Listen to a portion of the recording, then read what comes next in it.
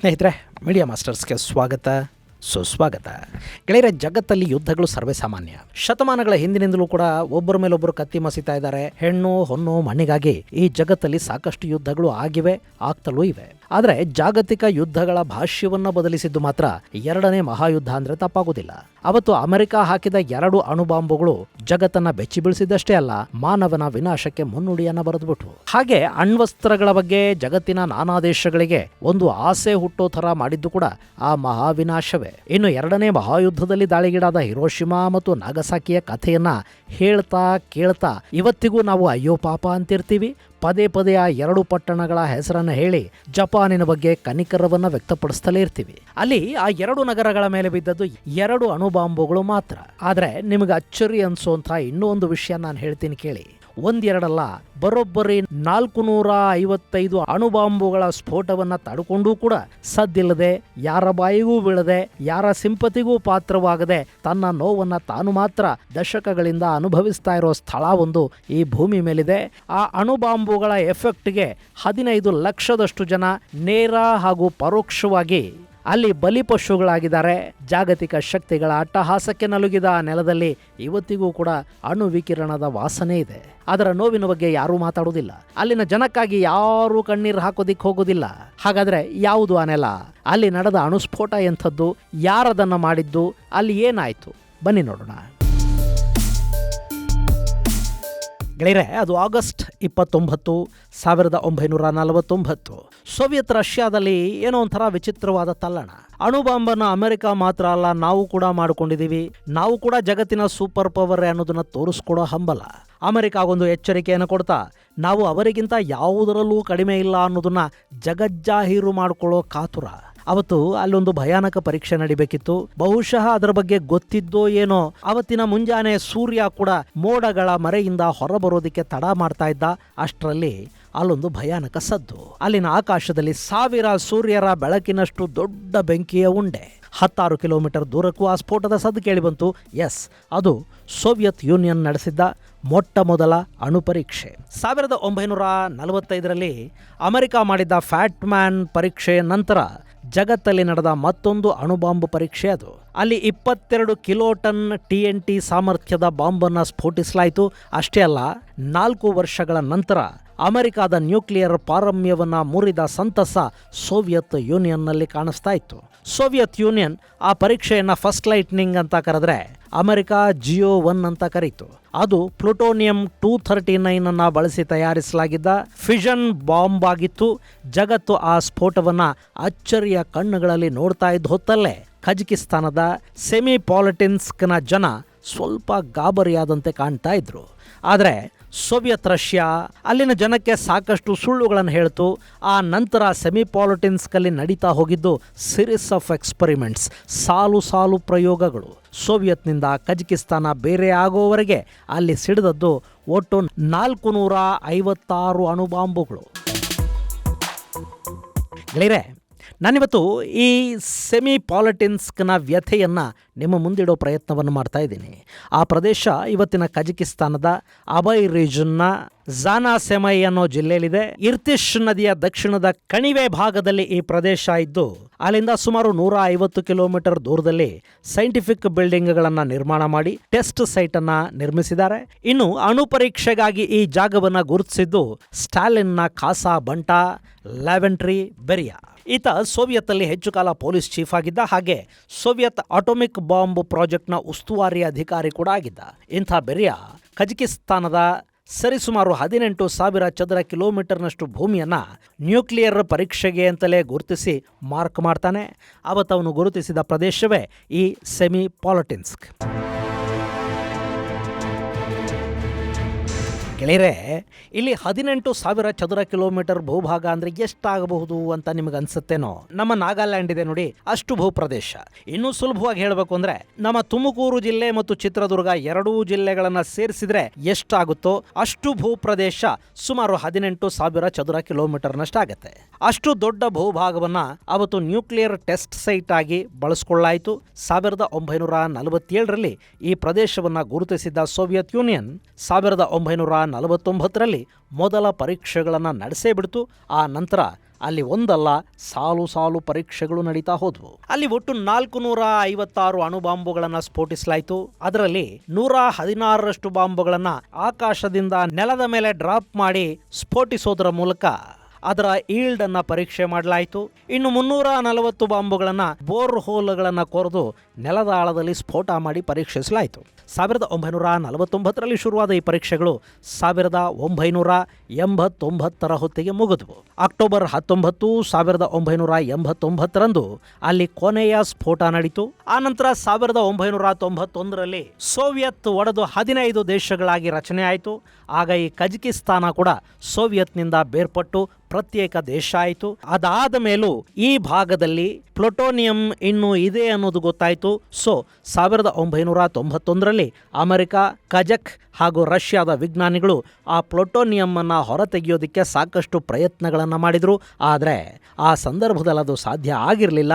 ಹೀಗಾಗಿ ಕಜಕಿಸ್ತಾನದ ಸರ್ಕಾರ ಆಗಸ್ಟ್ 21, 1991ರಂದು ಆ ಸೈಟನ್ನು ಸಂಪೂರ್ಣವಾಗಿ ಮುಚ್ಚಿತು. ಅಲ್ಲಿಗೆ 18,000 ಚದರ ಕಿಲೋಮೀಟರ್ನಷ್ಟು ಈ ಭೂಪ್ರದೇಶ ನಿಷಿದ್ಧ ಪ್ರದೇಶವಾಗಿ ಗುರುತಿಸ್ಕೊಳ್ತು. ಅದಾದಮೇಲೆ 1996ರಿಂದ 2016ರವರೆಗೆ ಕಜಕ್ನ ಈ ಸೈಟಲ್ಲಿ ಸೋವಿಯತ್ ಇಟ್ಟಿದ್ದ ಪ್ಲುಟೋನಿಯಂಗಾಗಿ ಸೀಕ್ರೆಟ್ ಸರ್ಚ್ ಆಪರೇಷನ್ಗಳು ನಡೆದವು. ಯಾಕೆಂದ್ರೆ ಅಲ್ಲಿದ್ದ ಪ್ಲುಟೋನಿಯಂ ಬಾಂಬ್ ಗ್ರೇಡ್ನದ್ದಾಗಿತ್ತು.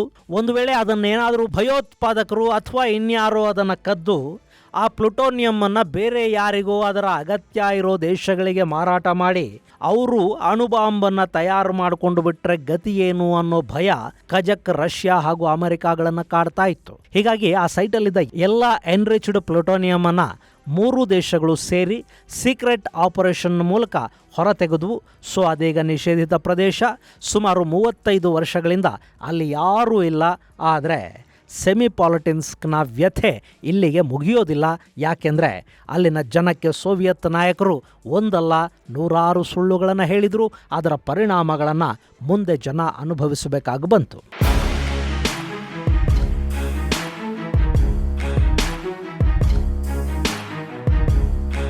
ಗೆಳೆಯರೆ, ಭಾರತ ಕೂಡ ಪೋಖ್ರಾನ್ನಲ್ಲಿ ನ್ಯೂಕ್ಲಿಯರ್ ಟೆಸ್ಟನ್ನು ಮಾಡಿದೆ. ಆದರೆ ಅಲ್ಲಿ ಭಾರತ ತನ್ನ ಜನರಿಗೆಲ್ಲೂ ಸುಳ್ಳು ಹೇಳೋದಕ್ಕೆ ಹೋಗಲಿಲ್ಲ.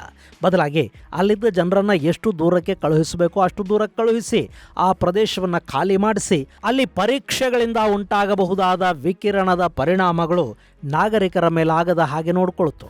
ಆದರೆ ಸೋವಿಯತ್ ಹಾಗೆ ಮಾಡಲಿಲ್ಲ. ಕಮ್ಯುನಿಸ್ಟ್ ದೇಶಗಳಿವೆ ನೋಡಿ, ಅವು ಯಾವತ್ತೂ ಕೂಡ ಮನುಷ್ಯನ ಪ್ರಾಣಗಳಿಗೆ ಹೆಚ್ಚು ಬೆಲೆ ಕೊಡಲೇ ಇಲ್ಲ. ಅವರು ಜನರನ್ನು ಹುಳುಗಳ ಹಾಗೆ ನೋಡಿದರು. 60ರ ದಶಕದಲ್ಲಿ ಚೈನಾದಲ್ಲಿ ಬಂದ ಬರಗಾಲ ಕೋಟ್ಯಂತರ ಮಂದಿಯನ್ನು ಕೊಂದು ಹಾಕ್ತಾ ಇದ್ರು ಕೂಡ ಮಾವೋ ಝೆಡಾಂಗ್ ತಲೆ ಕೆಡಿಸ್ಕೊಳ್ಳೋದಕ್ಕೆ ಹೋಗಲಿಲ್ಲ. ಇವತ್ತಿಗೂ ಚೀನಾದಲ್ಲಿ ಮಾನವ ಹಕ್ಕುಗಳಿಗಿರೋ ಬೆಲೆ ಏನು ಅನ್ನೋದು ನಿಮಗೆ ಗೊತ್ತೇ ಇದೆ. ಅಲ್ಲಿ ಸರ್ಕಾರ ಹೇಳಿದ ಹಾಗೆ ಜನ ದುಡಿಬೇಕು. ಸರ್ಕಾರ ಹೇಳಿದರೆ ಮಕ್ಕಳು ಮಾಡ್ಕೋಬೇಕು, ಎಷ್ಟು ಹೇಳಿದ್ರೆ ಅಷ್ಟು ಮಾಡ್ಕೋಬೇಕು. ಅಲ್ಲಿನ ಕಾನೂನುಗಳು ಕೂಡ ನಮ್ಮಲ್ಲಿರೋಷ್ಟು ಕಾಂಪ್ಲಿಕೇಟೆಡ್ ಅಲ್ಲ. ಅಲ್ಲಿ ನ್ಯಾಯಾಲಯ ಒಮ್ಮೆ ತೀರ್ಪು ಕೊಟ್ಟರೆ ಮುಗಿದು ಹೋಯ್ತು.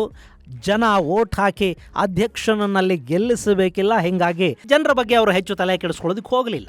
ಒಂದೊಂದು ಸರಿ ಹಿಂಗಿರೋದ್ರಿಂದಲೇ ಆ ದೇಶಗಳು ತುಂಬ ಅಭಿವೃದ್ಧಿ ಆಗಿವೆ. ಭಯ ಇರೋದ್ರಿಂದಲೇ ಅಲ್ಲಿನ ಜನ ಪ್ರಾಮಾಣಿಕವಾಗಿದ್ದಾರೆ ಅಂತ ಅನ್ಸುತ್ತಾದ್ರೂ ಸ್ವಾತಂತ್ರ್ಯ ಇಲ್ಲದ ಬದುಕು, ಬೆಲೆ ಇಲ್ಲದ ಬಾಳು ಒಂದು ಬಾಳೇನ್ರಿ.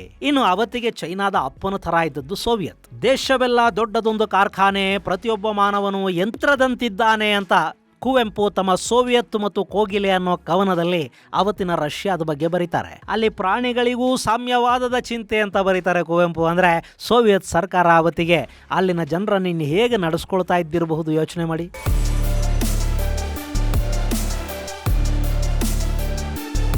ಗೆಳೆಯರೆ, ಅಲ್ಲಿ ಮೊದಲಿಗೆ 18,000 ಚದರ ಕಿಲೋಮೀಟರ್ನಷ್ಟು ಜಾಗದಲ್ಲಿದ್ದವರನ್ನು ಹೊರಗೆ ಕಳುಹಿಸಿದ್ರು. ಆದರೆ ಅಲ್ಲಿನ ಅಣುವಿಕಿರಣದ ಬಗ್ಗೆ ಅವರು ಹೆಚ್ಚಿನ ಮಾಹಿತಿಯನ್ನು ಜನರಿಗೆ ಕೊಡೋದಕ್ಕೆ ಹೋಗಲೇ ಇಲ್ಲ. ಹೀಗಾಗಿ ಆ ಟೆಸ್ಟ್ ಸೈಟ್ನ ಪಕ್ಕದಲ್ಲೇ ಇದ್ದ ಸಾಕಷ್ಟು ಕುಟುಂಬಗಳು ಇದರಿಂದ ತೀವ್ರ ಸಮಸ್ಯೆಗೆ ತುತ್ತಾಗ್ತಾ ಹೋದವು. ಅಲ್ಲಿ ಉಂಟಾಗ್ತಾ ಇದ್ದ ಸ್ಫೋಟಗಳನ್ನು ಕಂಡು ನಮ್ಮ ದೇಶ ಏನೋ ಸಾಧನೆ ಮಾಡ್ತಾ ಇದೆ, ಅವ್ರು ಹೀಗೆ ಮುಂದುವರಿಲಿ ಅಂತ ಖುಷಿ ಪಡ್ತಾ ಇದ್ದ ಅಲ್ಲಿನ ಜನರಿಗೆ ದಿನ ಉರುಳುತ್ತಿದ್ದಂತೆ ಅವರ ದೇಶ ಸಾಧಿಸಿದ್ದಕ್ಕಾಗಿ ಇವರು ಏನು ಕಳ್ಕೋತಾ ಇದ್ದಾರೆ ಅನ್ನೋದು ಅರ್ಥವಾಗೋದಕ್ಕೆ ಶುರುವಾಯಿತು. ಅಲ್ಲಿ ಬುದ್ಧಿಮಾಂದ್ಯ ಮಕ್ಕಳು ಹುಟ್ಟೋದಕ್ಕೆ ಶುರು ಮಾಡಿದ್ವು.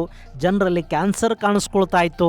ಅಣುವಿಕಿರಣದ ಸಮಸ್ಯೆ ತೀವ್ರವಾಗ್ತಾ ಇದ್ದಂತೆ ಜನ ಅಲ್ಲಿಂದ ಜಾಗ ಖಾಲಿ ಮಾಡೋದಕ್ಕೆ ಮುಂದಾದರು. ಅಣುವಿಕಿರಣದ ಸಮಸ್ಯೆ ಅಲ್ಲಿ ಹೇಗಿತ್ತು ಅಂದರೆ ಆ ಇಡೀ ಜಿಲ್ಲೆಯಲ್ಲಿ ಅದು ಹರಡ್ತಾ ಹೋಯಿತು.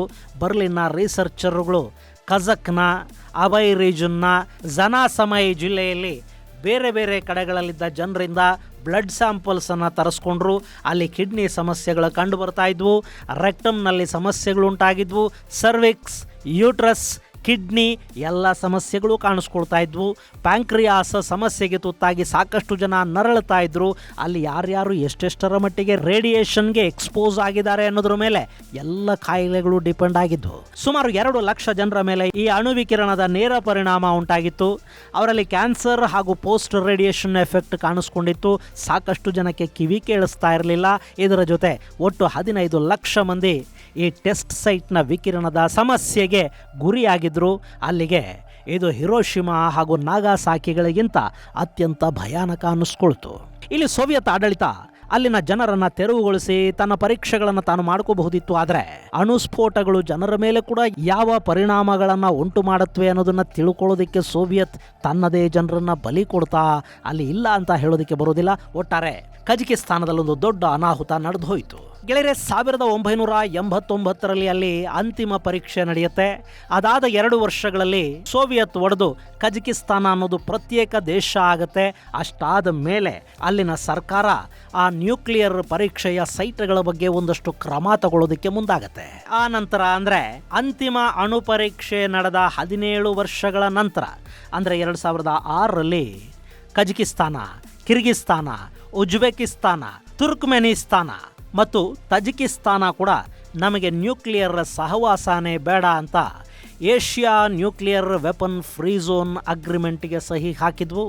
ಇದು ಸೆಮಿ ಪಾಲಿಟೆನ್ಸ್ಕ್ ಸೈಟನ್ನು ಕ್ಲೋಸ್ ಮಾಡಿದ 15 ವರ್ಷಗಳ ನಂತರ ನಡೆದ ಮಹತ್ವದ ಬೆಳವಣಿಗೆ ಅನ್ನಿಸ್ಕೊಳ್ತು. ಆದರೆ ಅಲ್ಲಿ ವಿಕಿರಣದ ಪರಿಣಾಮ ಇನ್ನೂ ಮುಗಿದಿಲ್ಲ. ಇವತ್ತಿಗೂ ಅಲ್ಲಿ ಸಾಕಷ್ಟು ಮಕ್ಕಳು ಬುದ್ಧಿಮಾಂದ್ಯರಾಗಿ ಹುಟ್ಟುತ್ತಾ ಇದ್ದಾರೆ. ಅದಕ್ಕೆ ಕಾರಣ ಅಲ್ಲಿ ನಡೆದ ಅಣು ಪರೀಕ್ಷೆಗಳು ಅಂತ ಹೇಳಲಾಗತ್ತೆ.